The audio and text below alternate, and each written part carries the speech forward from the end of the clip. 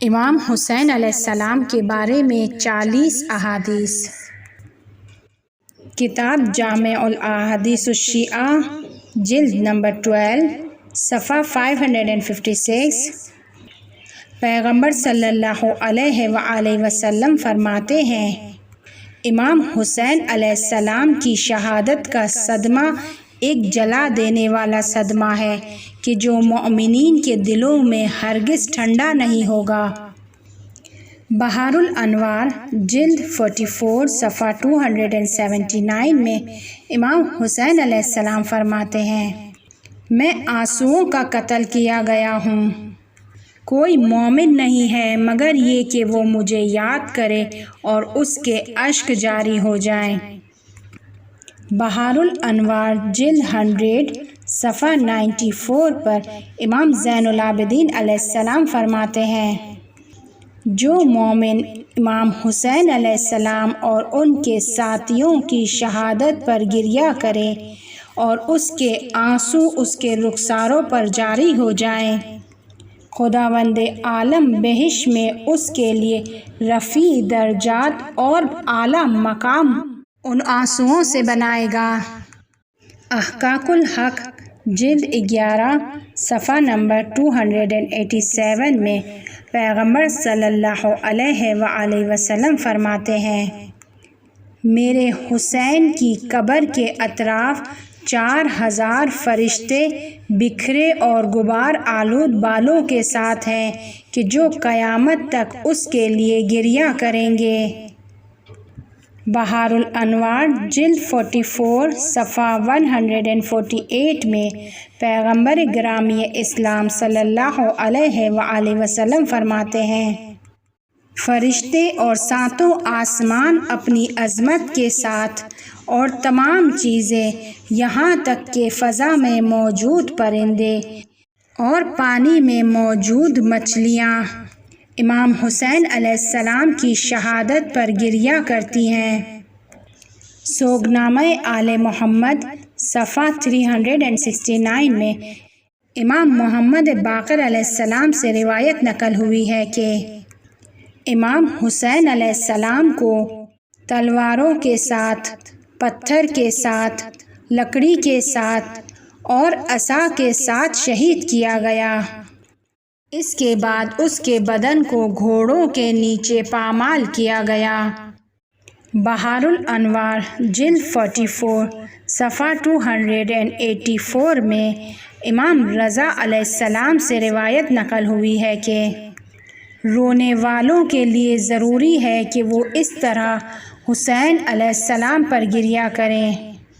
حسین علیہ السلام پر رونا عظیم اور بڑے گناہوں کو پاک اور ختم کرتا ہے۔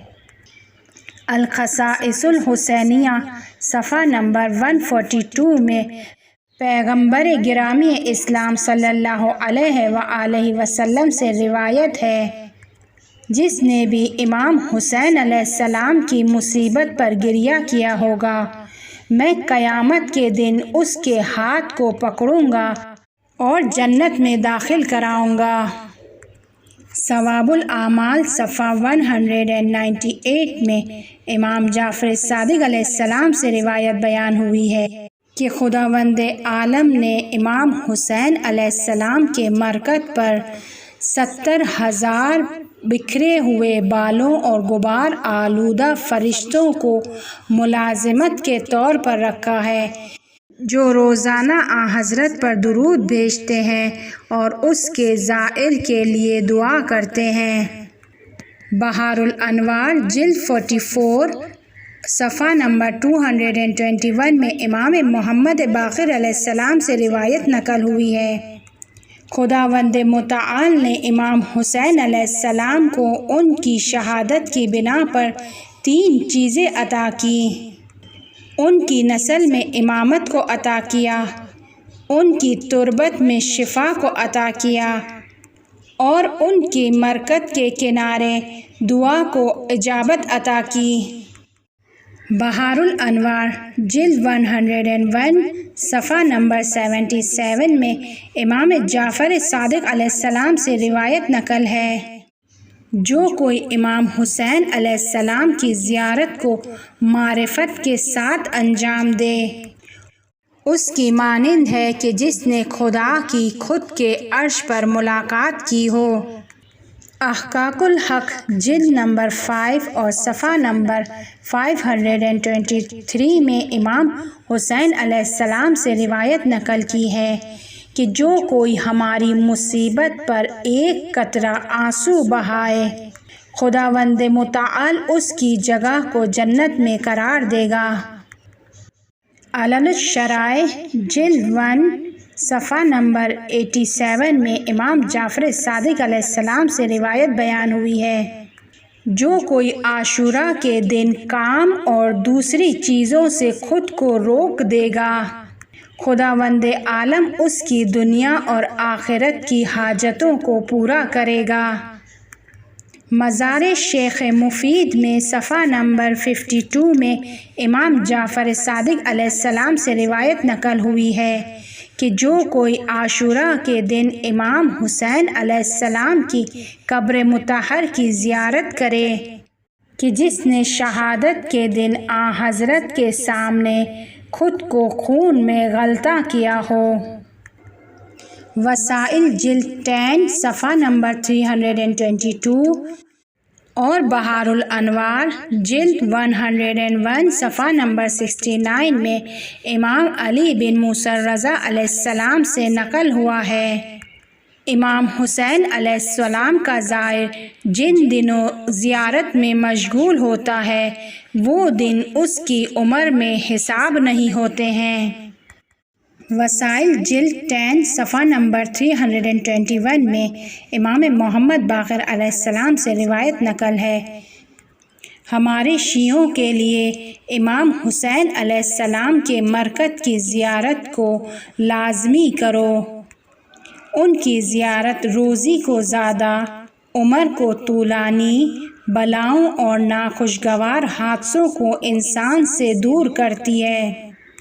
ثواب الاعمال میں صفحہ نمبر 194 میں امام موسیٰ بن جعفر علیہ السلام سے روایت نقل ہے